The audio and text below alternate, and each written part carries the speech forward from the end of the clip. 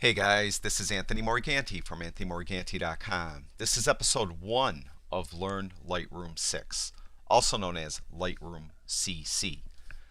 If you purchase the program outright, it is called Lightroom 6. If you happen to subscribe to the Creative Cloud from Adobe, they refer to it as Lightroom CC 2015. Please be aware that throughout the video series I may refer to it as Lightroom 6, I may refer to it as Lightroom CC. As far as we're concerned, I'm talking about the same thing. And whichever version you own, whatever I do in the video, you'll be able to do in your version. Now, this video series comes on the heels of my very popular Learn Lightroom 5 video series, which are available on my website and on YouTube. I'm going to do this video series very similarly. All the videos will be for free on YouTube and on my website. You could stream them anytime. One thing I'm going to do different, and I'm very surprised by this, is I received a lot of emails from folks saying they wanted to purchase the videos. They either wanted to download them or they wanted to purchase a DVD. So when the video series is done, I hope in a couple weeks, I will have the videos available for purchase. And I will include in that purchase all the raw files that I use throughout the video so you could work along as I work on the images. Now, this video is a quick start video, so I may gloss over some things in this video, but be aware we're going to be covering it in depth in a later video. So let's real quick just take a look at the workspace in Lightroom. You see the image that I have selected is in the middle, and on either side are panels, and this is cleverly called the left panel and this is called the right panel. Along the bottom they call this the film strip. These are all the images that I happen to have in whatever folder I have active at the moment. Along the top, this is called the module picker. Now in this video series we're going to be talking about the library module and the develop module. And in this video we're going to import some images into the library, and I'm going to develop one of those images, and then I'm going to export that image to show you how that's done. So let's import an image right now. Now, as soon as you plug in your memory card, Lightroom very well might begin the import process for you. And if it doesn't, all you have to do is go up to File, Import Photos and Video. And what happens is the import dialog pops up. And as I mentioned, this might have happened already. As soon as you plugged in your memory card, this box might have popped up.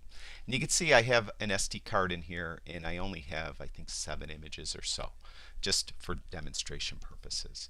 So we're going to import these images.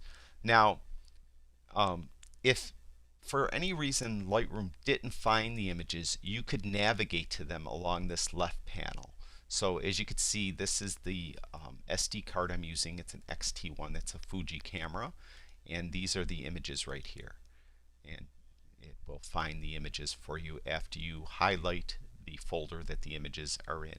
Now along the right panel we have some things. Smart previews allow you to work on the image if you have your images on an external hard drive and you don't always have that external hard drive plugged into the computer.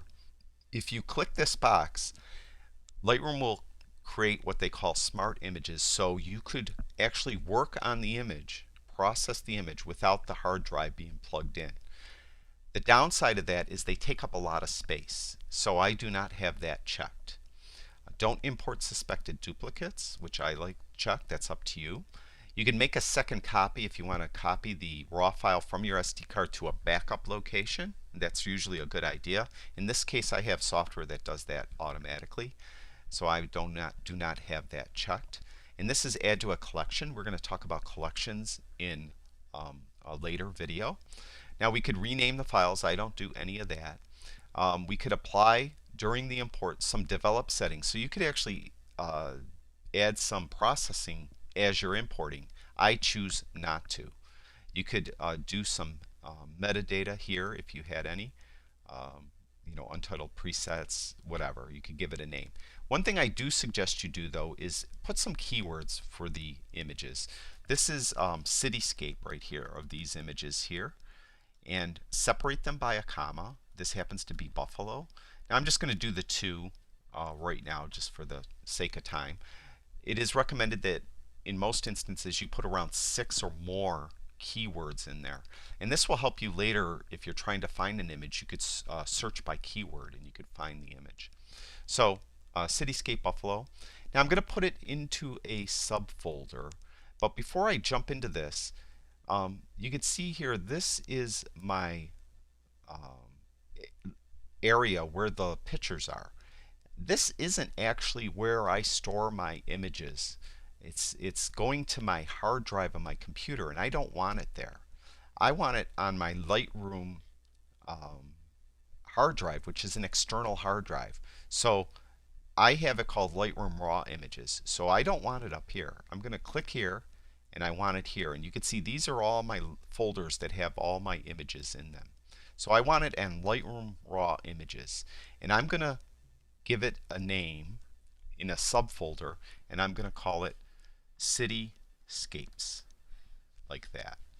Okay, so now if we look down here at the Lightroom raw files and we come down here, you can see that it's very dim, but it's Cityscapes. That means that Lightroom will create this folder, and you can see it's in my Lightroom raw files folder. This is where I choose to put it. Where you choose to put yours probably will be different. Now, I did the keywords. I have it chosen where I want it to go, and I gave a name to the subfolder that I want it to be in. And I'm going to click Import. Now, it will take depending on how many images you have and how fast your computer is and how fast your SD card is, it may take anywhere from 10 seconds like this, or it may take several minutes until it imports all the images. Now, we're still in the library module, and we have the images here. We have our film strip along the bottom. I could use the right arrow keys and the left arrow keys to navigate through the images. I choose now to go to the develop module right away. So I'm at the develop module, and I could see the images in this larger screen. Now, one thing I want to do though is I want more screen for the image. So I could close these panels down.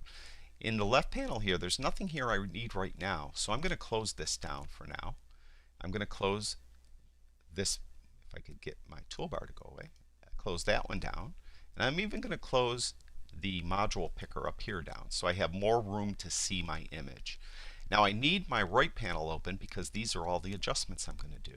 Now, even though the film strip isn't showing, I still could navigate through each image by hitting my arrow keys. So I'm just going to page through them as we see. As you can see, I was actually creating a panorama right here. I was going left to right.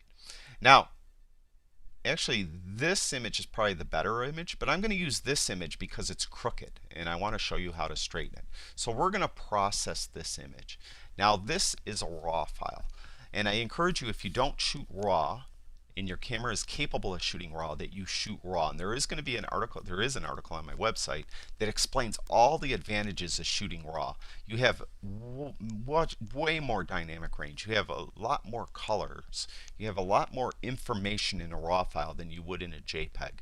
And I encourage you to shoot RAW if possible. The downside is when you look at it right out of the camera, it looks like crap. It doesn't look good. But that's why Lightroom is here. We're going to develop this image. Now, the cool thing about Lightroom, everything you do is non-destructive. So all these adjustments we do here are not touching the raw file at all. Lightroom is going to do one of two things depending on how you have it set up. It's actually going to create another file, they call it a sidecar file, with all your adjustments go in the sidecar file, and Lightroom never writes or even touches anything in the raw file itself. It just reads it. So the raw file is never modified, and that's cool. If your computer ever crashed in the middle of an operation, it would corrupt the raw file, and if it was an important raw file like you were shooting a wedding or something, that could be devastating. Well, to get around that, Lightroom never touches the raw file. Everything is non-destructive. It's either put in that sidecar file as I mentioned, or it's written into the Lightroom library. By default, it writes it to the Lightroom library. Now, we're going to process this image as I mentioned. Along this right panel here, you can see these are called tabs. We have basic, tone curve, HSL, split toning, and so on all the way down. You could do them in order. You could jump around between the different sections. It's really up to you. There's no set way to do it.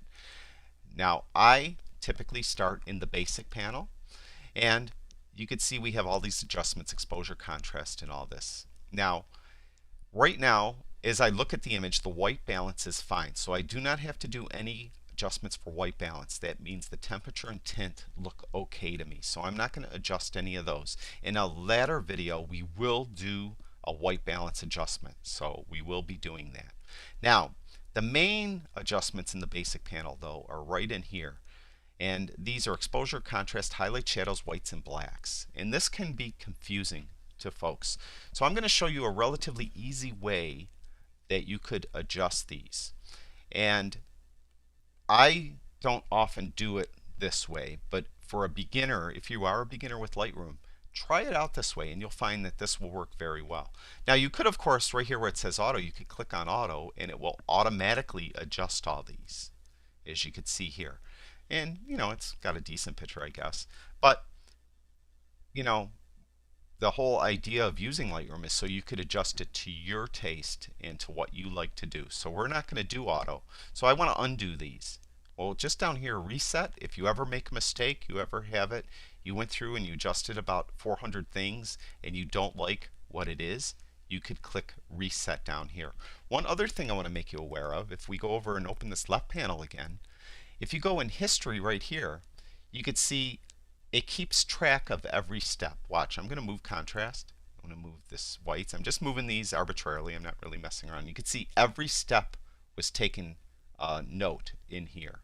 And if I didn't like this highlights adjustment, I could just go one step before it, and it will go before I adjusted that highlights slider. The white clipping, see, I just, so, and you can see the picture changes. So all the steps you do are kept track over here. Now if I want to start from the beginning again, as I mentioned, I could hit this reset button down here, or I could just click at the very first thing here, which was import. And we're right back where we started. You can see all the sliders are right in their default positions. So we're going to close that down. Now we're going to adjust this shot. Now the first thing I like to do is I like to do the highlights and the shadows first. What I'm going to give you now is a quick way to do it as you're beginning, and as we get through the videos you're going to see that there's other ways you could adjust these.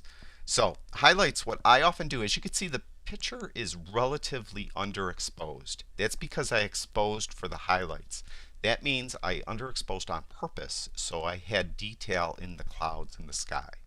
So when you underexpose a shot on purpose, in this case exposing for the highlights, what I would often suggest you do is then go into Lightroom, and I would take highlights all the way down even further and open the shadows all the way up. Now you can see it's got kind of a blah flat look to it, but it did open up a lot of the shadows and the darkness that was down here in the buildings. Now the next thing I like to do is I skip whites and blacks for now, and I add clarity to the shot.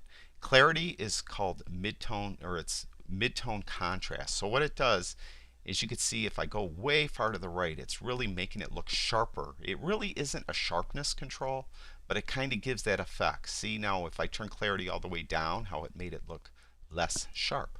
So we're going to turn clarity up pretty high. I'd say around 40. Now be aware that as you turn clarity higher, you will often get noise in the image. You know, so that's a downside of it. Also, if you have people in the shot, portraits, or just a group of people, turning clarity really high will really make their skin tone look bad. So you don't always want to turn clarity way up. So after I adjusted clarity, what I normally do now is jump back to the whites and blacks. And I'm going to show you two different ways to adjust the whites and blacks. One is to get a technical adjustment. To get a technical white point, that's what this is called, adjusting the white point. Hold the shift key in and double click on where it says whites. And you can see it automatically adjusted the whites so that our histogram is not being clipped. It's right to the edge. Now we're going to get a technical adjustment for the blacks. So we're going to hold that shift key in again, and we're going to double click right on the word blacks.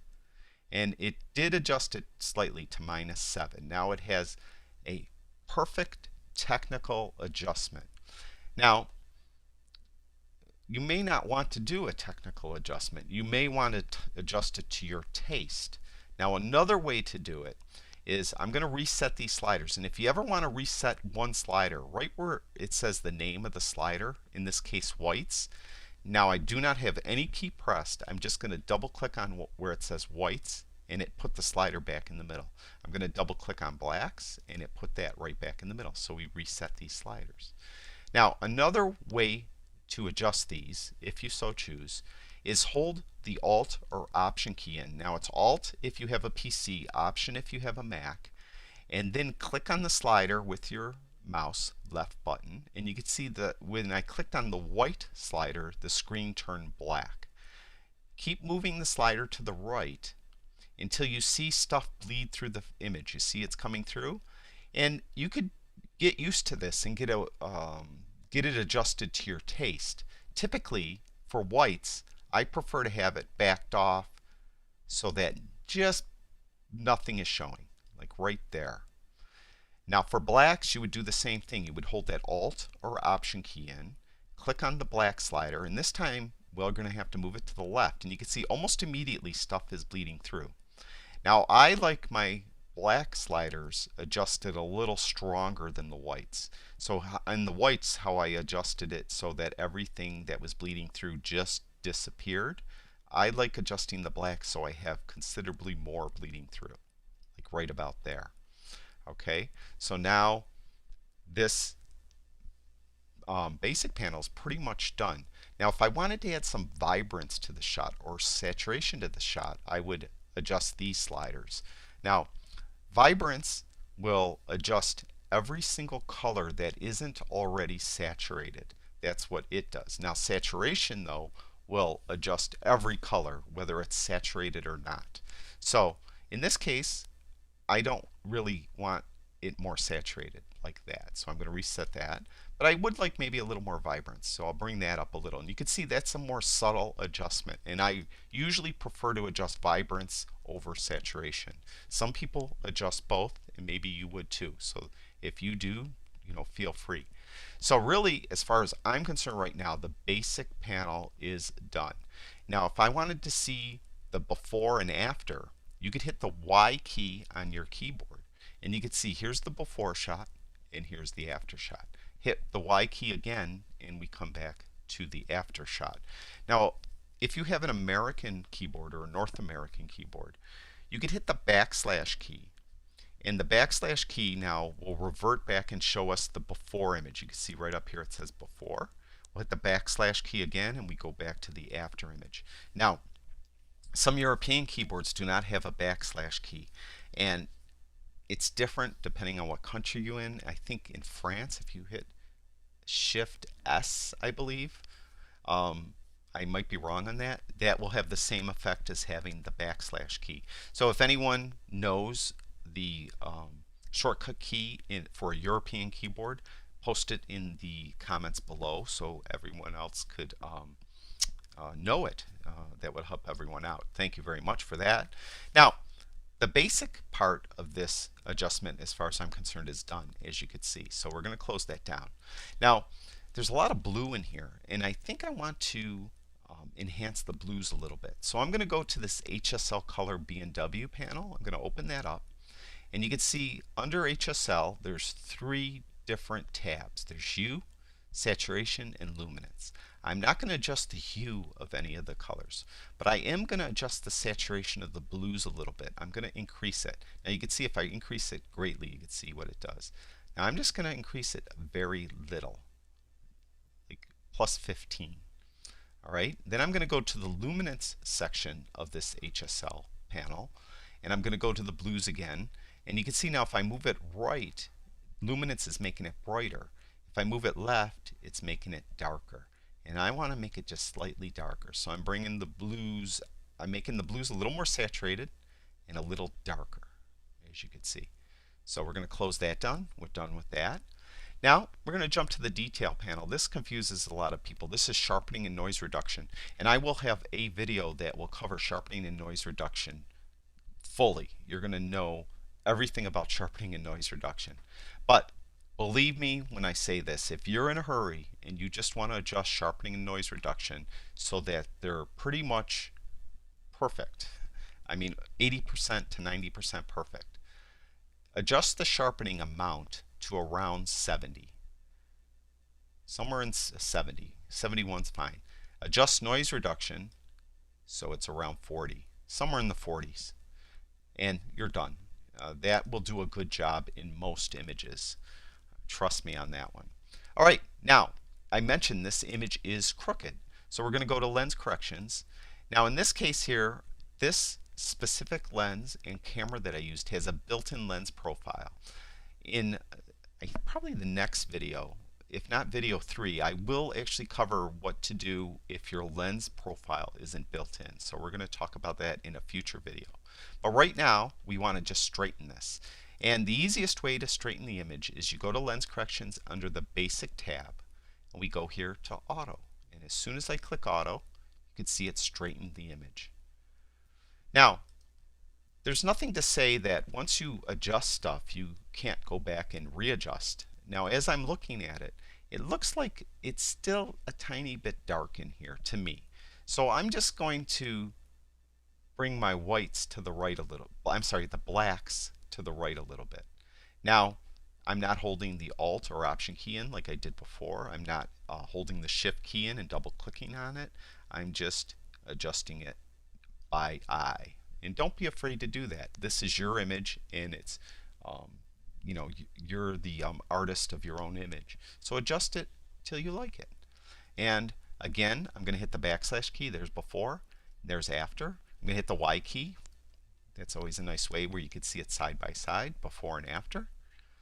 And then I think I'm going to do one more thing. I'm going to go down here to Effects, and I'm going to go to Post Crop Vignetting. And what you could do is you could go to the right and add a white vignette, or go to the left and add a black one. I'm just going to add a very, very slight black vignette, -12. And what that does, it helps pull everyone's vision towards the middle of the frame.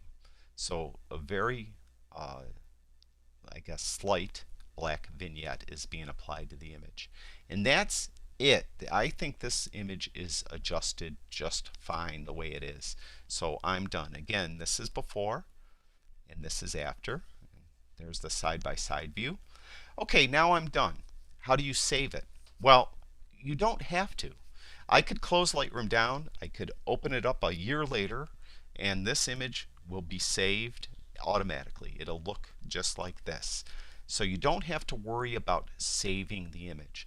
What you might want to do, though, is you might want a JPEG to put on Facebook, or put Instagram, or put it somewhere online, or you might want to send it to a printer to get printed.